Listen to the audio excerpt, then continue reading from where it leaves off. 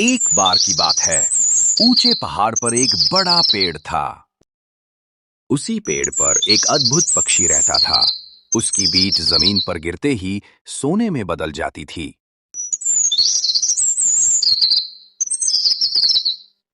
पास वाले पेड़ के नीचे एक थका हुआ शिकारी बैठा था। अचानक उसकी नजरें ये चमकता हुआ चीज पर पड़ी। वो दौड़ते हुए गया और देखा।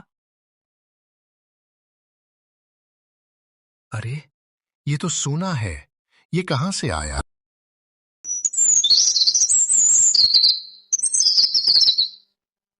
ओहो, ये है बात। अगर मैं इस पक्षी को पकड़ लूं तो अमीर बन जाऊंगा। आखिर में शिकारी पक्षी को पकड़ लेता है।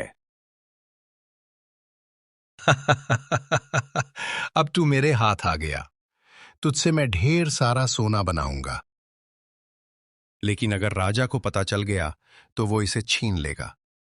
बेहतर होगा मैं ही इसे भेंट कर दूं और राजा से कुछ कीमती उपहार मिल जाएगा। शिकारी पिंजरा लेकर राजा के दरबार आता है। महाराज, ये चमत्कारी पक्षी है।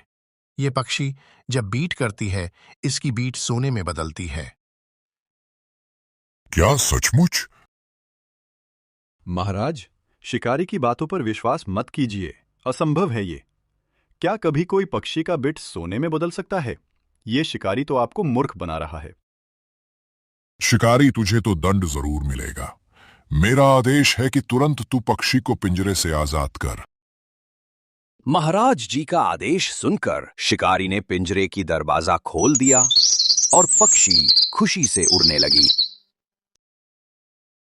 पक्षी उड़कर राजमहल का एक कोने में बैठती है और जाते जाते बिट करती है। वो बिट नीचे गिरते ही सोने में बदल जाता है। ये दृश्य देखकर सभी चौंक जाते हैं। राजा जी पक्षी को तुरंत पकड़ने के लिए सिपाही को आदेश देते हैं, लेकिन पक्षी को कोई नहीं पकड़ पाया। पक्षी फुर करते हुए उड़ गई और सोचने लगी। पहले तो मैं मूर्ख थी जो शिकारी के जाल में फंस गई। शिकारी भी मूर्ख था जो राजा को मुझे देने आया। लेकिन सबसे बड़ा मूर्ख तो राजा था जो अपने मंत्री की बात सुनकर मुझे छोड़ दिया। तो इस कहानी से हम लोगों को ये शिक्षा मिलेगी, कभी कभी बिना जाने परखे काम करने से समझदार इंसान भी मूर्ख बन जाता है।